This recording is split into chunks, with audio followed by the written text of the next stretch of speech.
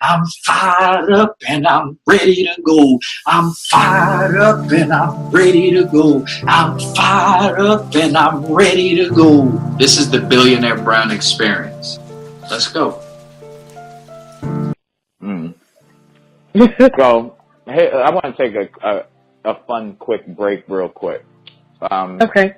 If you could get Humble Pie the book into anyone's hands, let's say an influential person,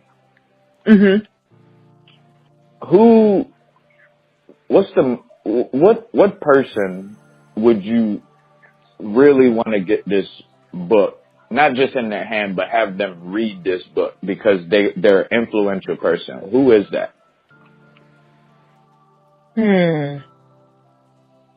If I really, you know what, who needs to read this book? Whether they need to read it for themselves or they need to read it because they need to get it to their community, their network. I would say E.T. the hip hop preacher. Because of, number one, the most logical answer, most people were like, oh, Beyonce, Oprah, Dr. Phil, and all these people. But to me, everybody has their own set audience. I believe that once you get to that status, everybody has an audience that is geared or that's gravitating towards that individual person. Oprah, to me, is more like for the older crowd, people who are getting over unforgiveness and, you know, generational curses, that type of stuff. To me, she's over in the older 40 and up type crowd. Dr. Phil, yeah, he deals with the younger generation, but sometimes some of his thought process, I'd be wondering, I don't think he's there yet either. But for me, E.T., hip hop preacher, he is the one that I feel as though he said that he was, I think, a college dropout, either college or high school dropout. You know, he didn't finish school, and he you know, they made fun of him. He did X, Y, and Z, and you know, he started I think on 13 YouTube. years to get his 4-year degree. Yep, and he just graduated and got his degree not that long ago. He just wrote his very first book. So it's like, to me, you can actually see somebody's progress. I mean, not saying you can't see nobody else's progress at all, but for me, he talks more about people who are doubting themselves. It took me almost 10 years to write one book about 32 years of my life.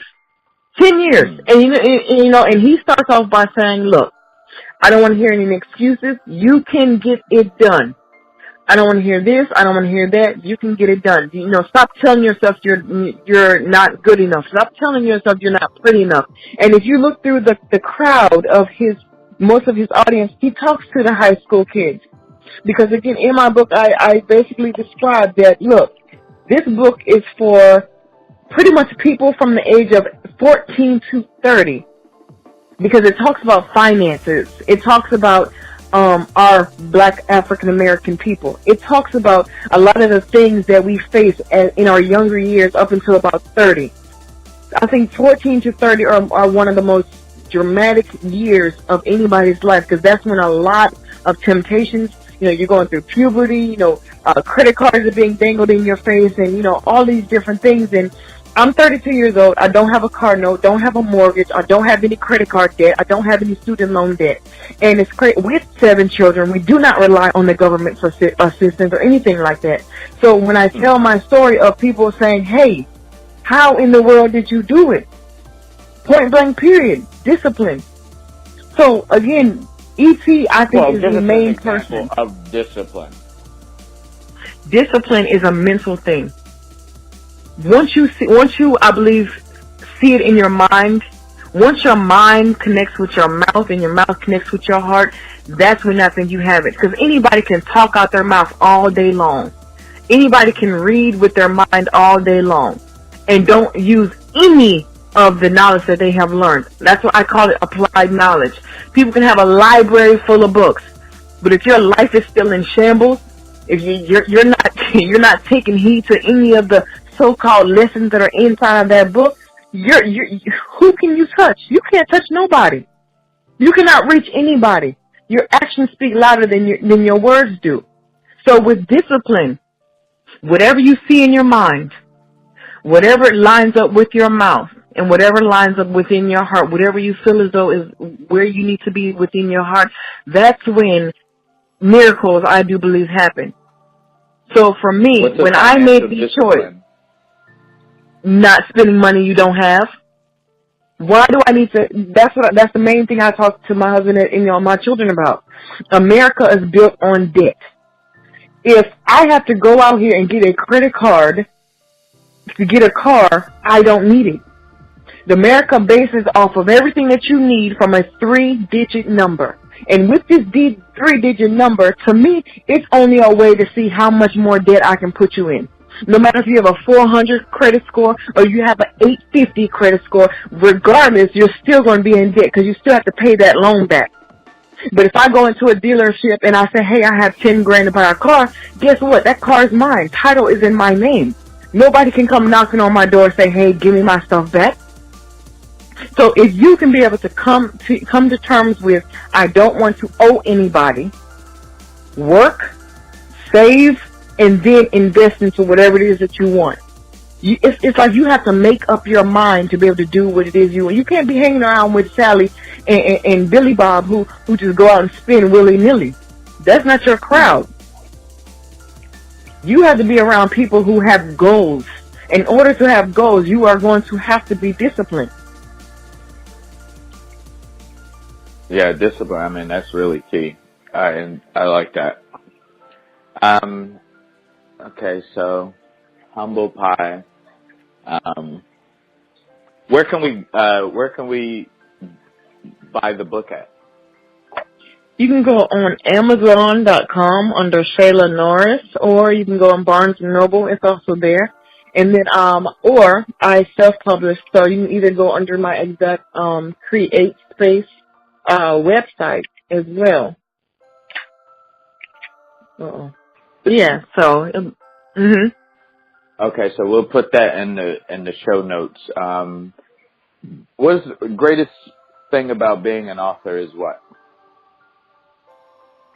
The greatest thing about being an author, being a self-published author at that, is you are in control of pretty much everything. And then it's, on top of that, I'm a firm believer in multiple streams of income, and every entrepreneur needs to have some type of a book. Either it's an e-book or a physical book, but people need to know who they're working with at the end of the day. You know what I recently heard? What? Validate what you're saying. I heard that a book is the new business card. Have you ever heard that? Exactly, yep.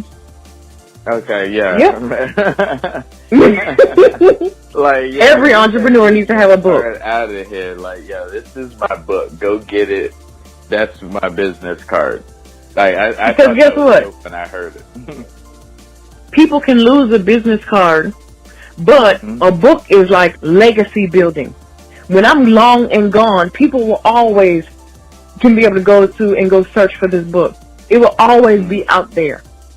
You know what I'm saying? And for me, I want to build a legacy before I die. And that's what people kind of get it misconstrued, that legacies do not happen while you're alive. They happen while you're here.